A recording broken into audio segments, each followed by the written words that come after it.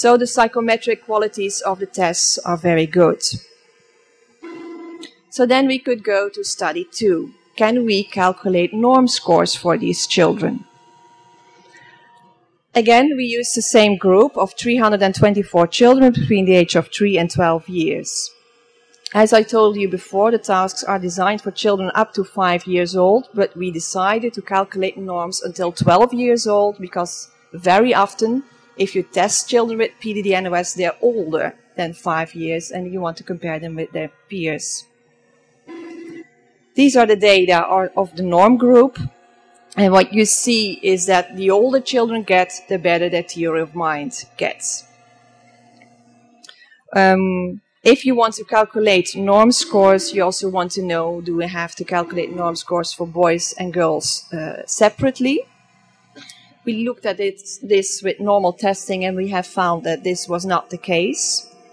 However, luckily, we looked a bit deeper into this and we looked at different age groups. So we used a nonlinear approach. And then we saw that in younger children, girls are quicker in their theory of mind development. So there's a difference, a significant difference between boys and girls. At the age between 54 and 78 months, this difference disappears. And again, after 78 months, this difference reappears. So girls are better than boys. So we decided to calculate gender-specific norm scores. We calculated a TOMQ, like an IQ, with an average of 100 and a standard deviation of 50. So now we have a psychometric good test with norm scores, so we could do the testing with the typically developing children on their development of theory of mind. Again, we used the same group and the theory of mind storybooks of Sam. And what we looked at then, this is a cross-sectional research, we again saw that the boys have a slower theory of mind development. I can show this in a graph, where you see the girls are the pink line and the blue line is the boys. And especially in the beginning, the girls are quicker than the boys. We have found the largest increase between 3.5 to 4 and 7 years, 4.7 years, and a dip. This means a discontinuity in theory of mind development at the age of 72, 78 months. So at the age of 6.5 months. And I show this in this graph. Here you see the growth, the main growth in the beginning. Then you see a dip. The children get a bit worse at their theory of mind. And then, it levels off at the age of about 10. One can wonder, this anomaly, is this a genuine anomaly, or did we make some mistakes in our study?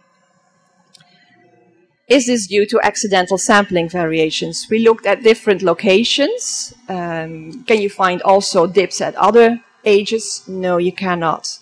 Can you also find dips of different lengths? No, you cannot. Could it be due to the tester? Because we used different testers, there was no difference. And what we have seen is that in another study from Sarah and colleagues, actually in one of her figures, you could also see that there was a dip in theory of mind development.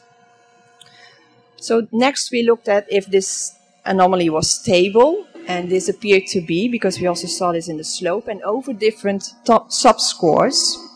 These are the different subscores of the theory of mind task, and you see that in all the different TOM precursors, but also the basic theory of mind skills, there was a dip obvious at the age of 6 and 6.5, between 6 and 6.5 years old, and it was even more pronounced in the typically belief tasks.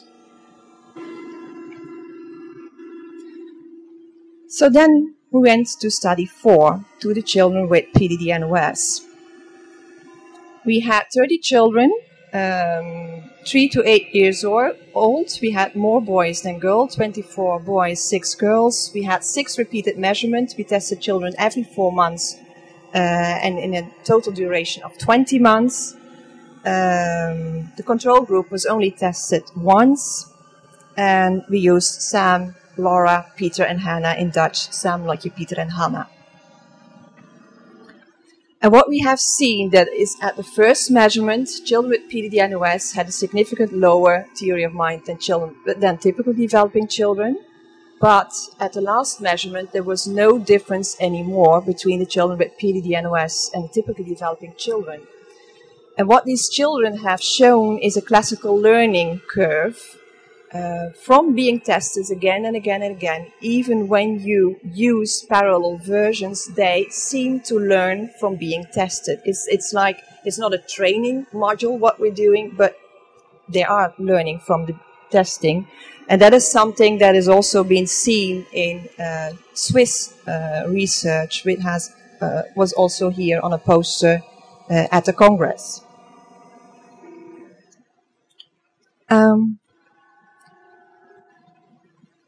We also looked at the TOM development in children with PDD-NOS. What we have seen that their development is not deviant. They follow the same steps, but it's delayed. It's slower than the typically developing children, and also their anomaly is delayed. They also show an anomaly, but 1 year later than the typically developing children at 6.5 years old.